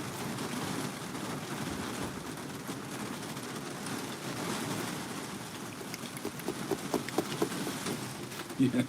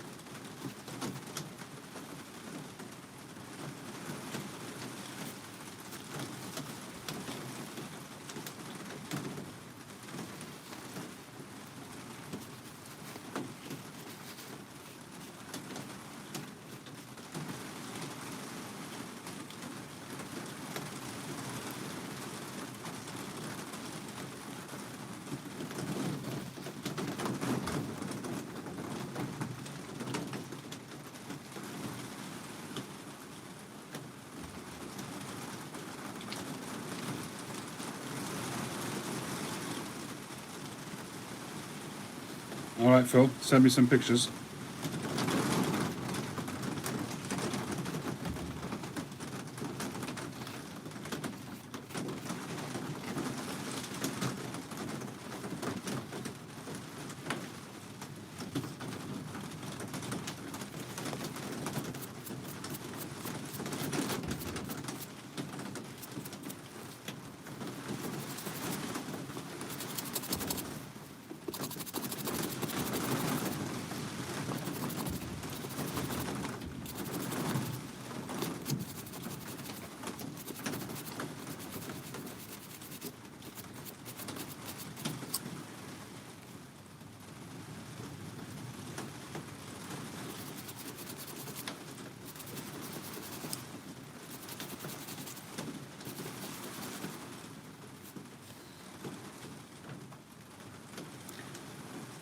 Yeah, it sounds interesting, Phil.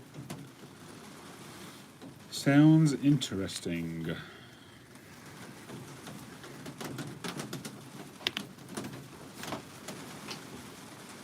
Actually,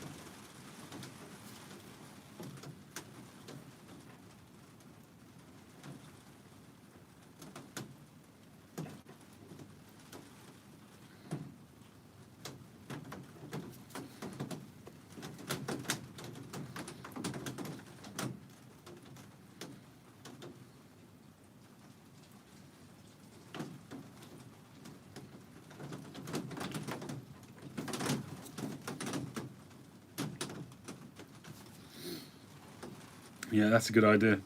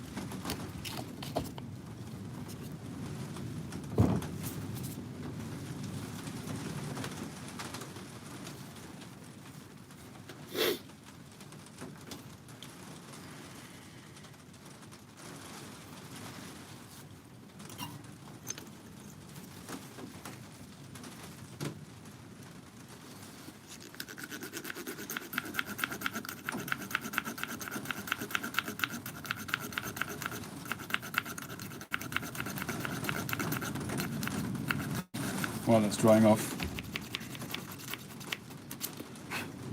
just get this V-slot going.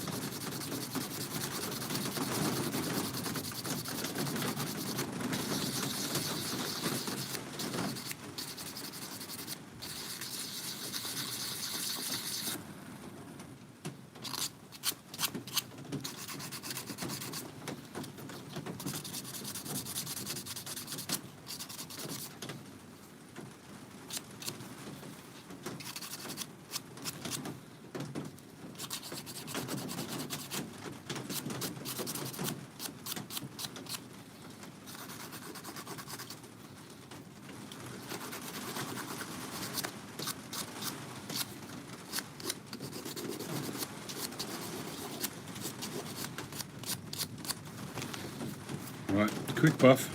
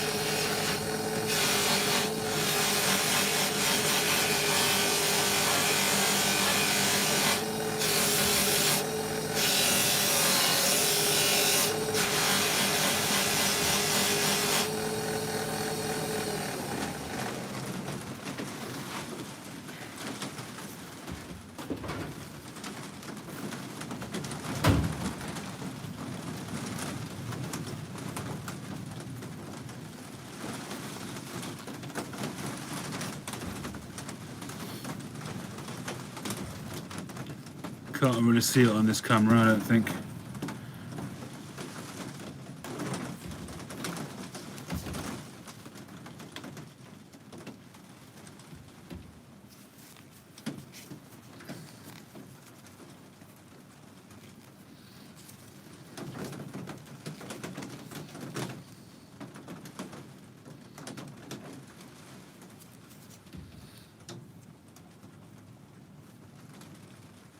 Do a what stream?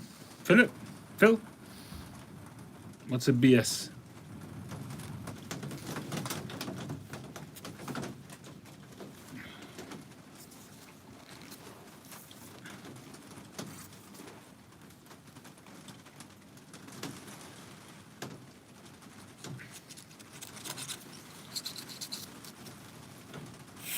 Yeah, I know what BS usually means, but I'm not quite sure what you're trying to say.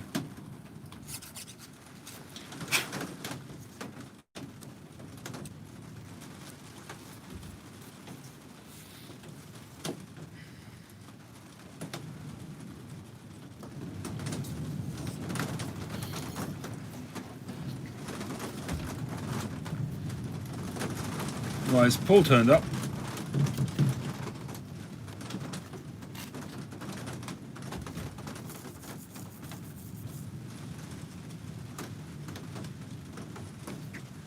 Paul, yeah, I haven't seen him. I mean, he was on my last, I think one of my last lives he was on for a bit.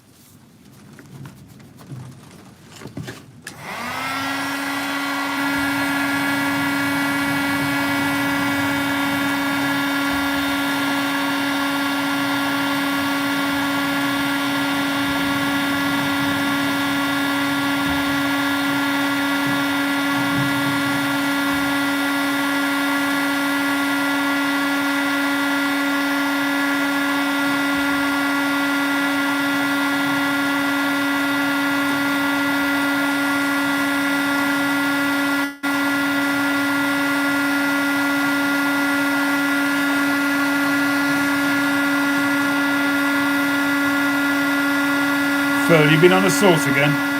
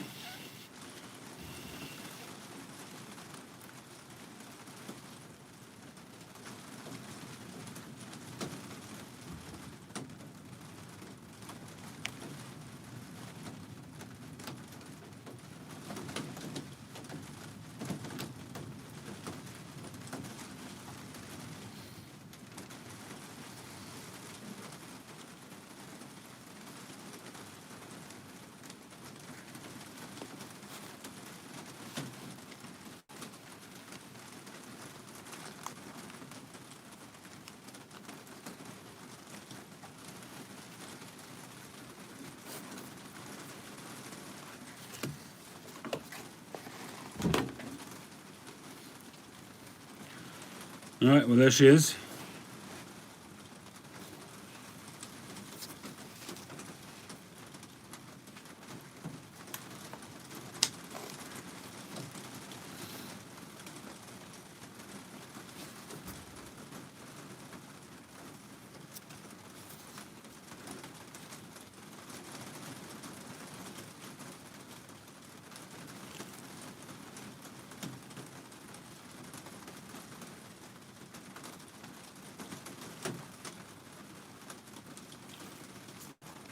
Hey, Jeff. Welcome aboard. So there we go. That's pipe 2, 6.4 or 6.5. I don't remember. Well, that's the pipe done.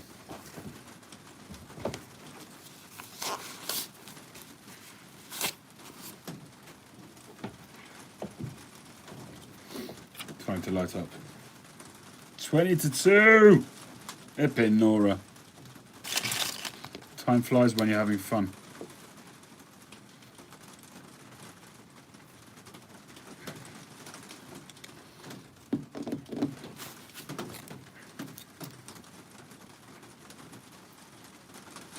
Yeah, I'm a whiner. Thank you, Jeff. Jeff Babrecki.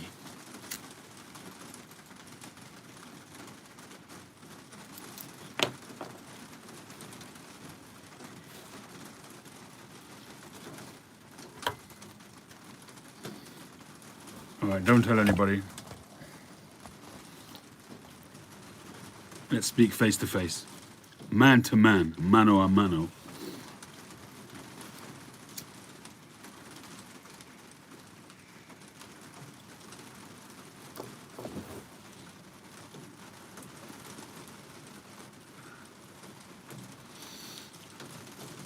Hey guys, suffice it to say this one won't be staying up.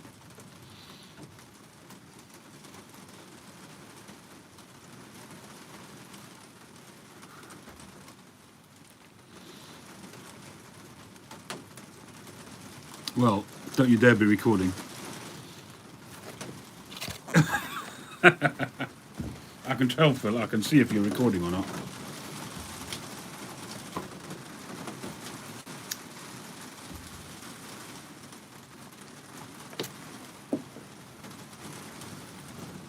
I've been on plenty channels face on, just not on my own channel. Holy moly.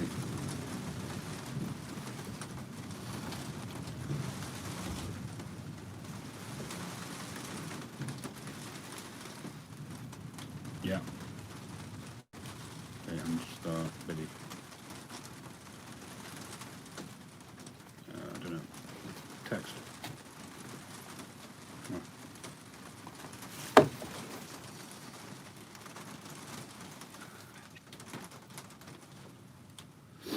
No, on other people's channels I'm on. I don't have a problem with it. It's just my own on my own channel I don't.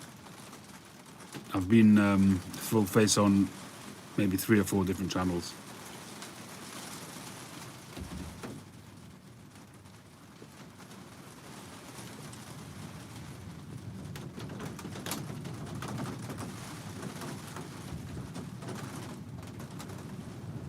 Yeah, you and me both, Phil.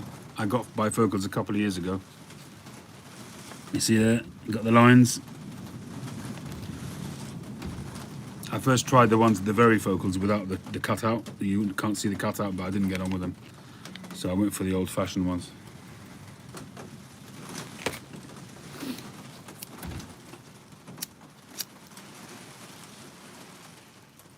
Yeah, it's a pain in the neck.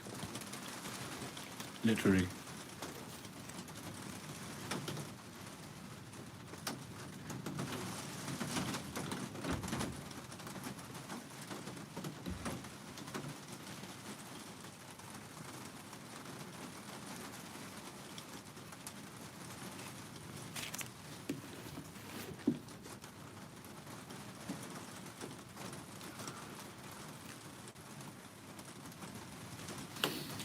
Well, the anonymity. Oh, Chris, you had a power cut. Uh-oh. Well, you missed it. Yeah, Stratman. They had They had a rotating stream on the Virtual Pipe Club of all their guests that they've had up to now. So mine is on there as well.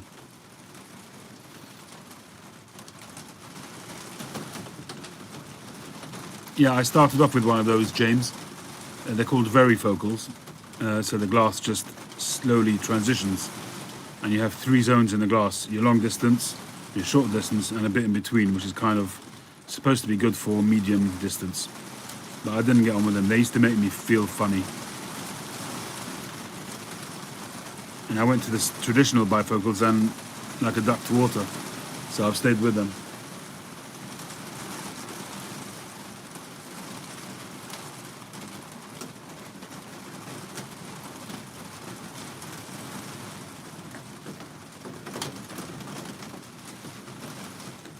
Here's another look at the pipe. Yeah, I've got to walk through that.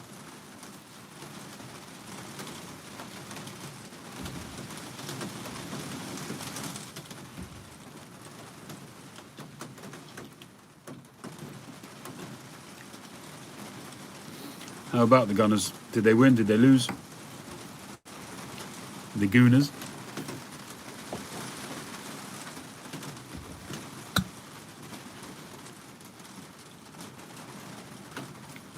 All the best, Morgan. 3-1. I'm a Spurs man, I'm afraid. Did they play Tottenham? Boxing Day, traditionally they would.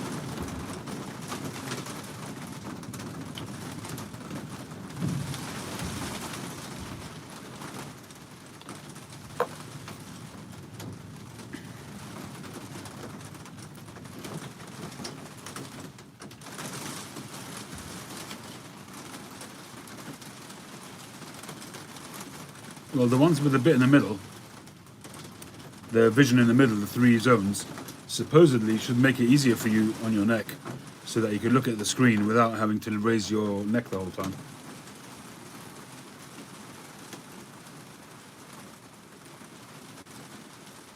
Yeah, here in the UK, those are called varifocals.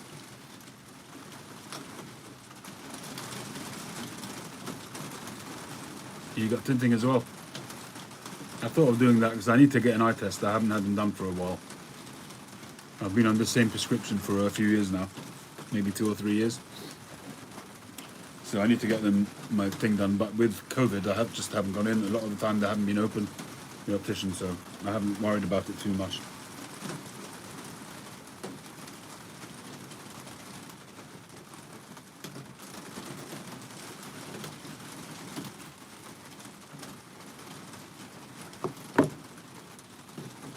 Phil, that stick you're talking about, is that on Etsy already, or is it not on anywhere?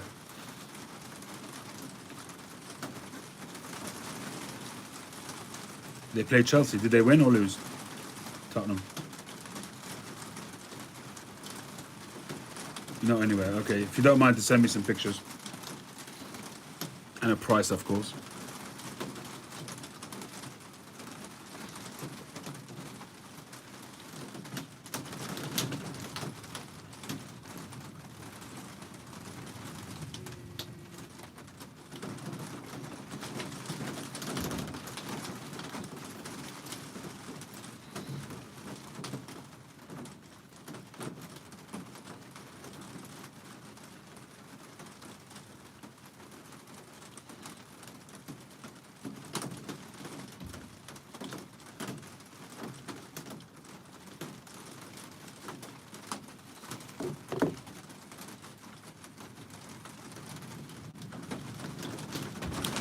You can put that flake you're going to send me, hide it inside. I'm sure you've got a hollow bit in there somewhere. That pipe handle that you did, was that from like a long time ago? I thought I seem to recall seeing a picture of that somewhere.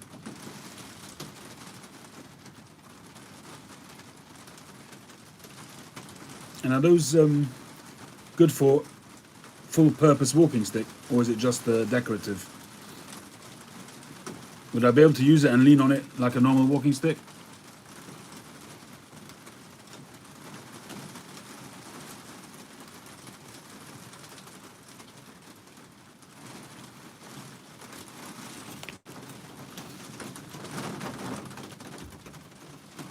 Nice of you to still call him a gent, Phil.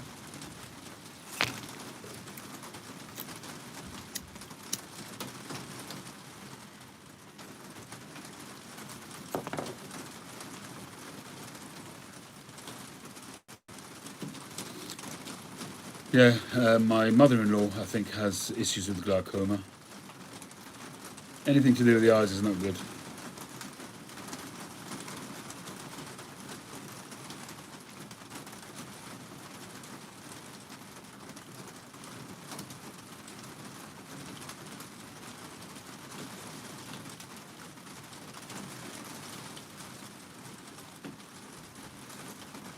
Good for busting skulls. All right. Okay, so I look forward to seeing that.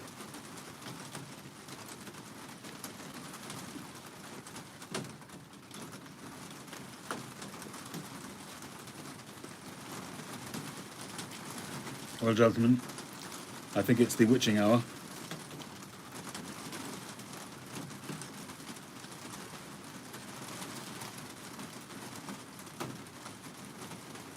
To Nashville. The pipes all went on, what's today, Saturday. What's today, Saturday, so they wouldn't have gone on, I think they all went on Wednesday, if I'm not mistaken.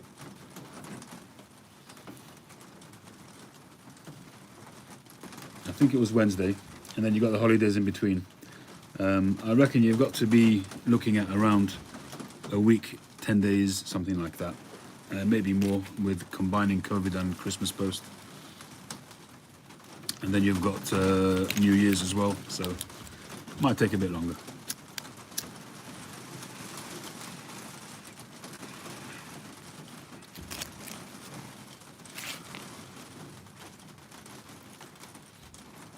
Well, I'll be going into my office, Phil, so I'll catch you there.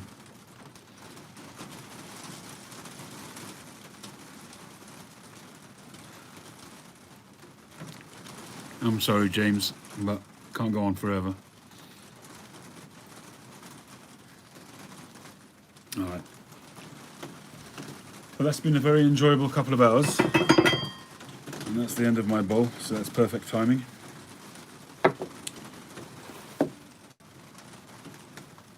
Thank you very much, Josh. So let me go through. Thank you, Josh. Thank you, Phil. Thank you, Night Piper. Thank you, Jeff. Thank you, James Stumbo. Thank you, Boris. Thank you, Yakim. Thank you, Chris Scorpion. Little Fat Morgan, who may not be there anymore. Who else? Stratman. North Country Fisher, if you're still there. Tony 513. And everybody else, if I haven't mentioned you, say hi. Bye. Thanks very much for joining, everybody. I'll catch you on the next one. I might be doing a giveaway for the new year. I've got to select one of my pipes, something decent. I think it's high time that I did a giveaway. I haven't done one for yonks. And there was a whole spate of giveaways, in the last 2-3 months, so I didn't want to bust in on that. But I think in the new year now, it's kind of going to quieten down, so I figure I'll do a New Year's giveaway. I'm not sure if I'm going to make it a VR thing or just do a comment one. I don't know. I haven't really thought about it. But I have been thinking of doing a giveaway for a while. Just thinking of the right time. So New Year's sounds like a good time to do it.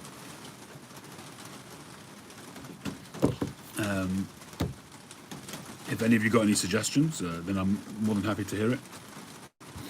What I should do as a topic, maybe just as a comment thing. What's that, James? Thank you, Josh. I'll do my best. Hey, Jimmy, how you doing? We're just wrapping things up. I finished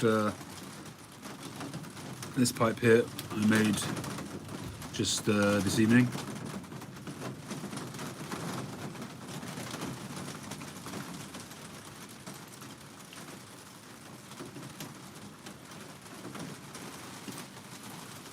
So I'll be taking that indoors with me, trying to keep it dry and do a video. Progressives. What's progressives? What does that mean? Thanks, Jimmy.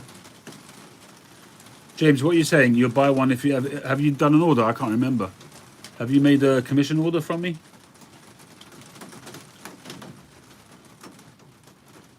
Prince. Did you do it as a? Have you ordered it as a commission or just next time I make one? I don't think I've got a commission written down from you.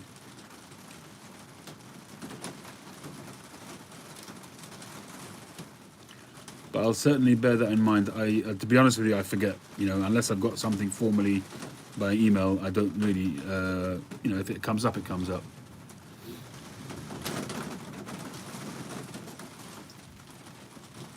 All right, okay. Drop me an email, lcsbrides@gmail.com, and just put it in an email. That way, it'll be on there, if you don't mind. Give away a CD of rain sounds. Yeah. You don't have email, James? Seriously?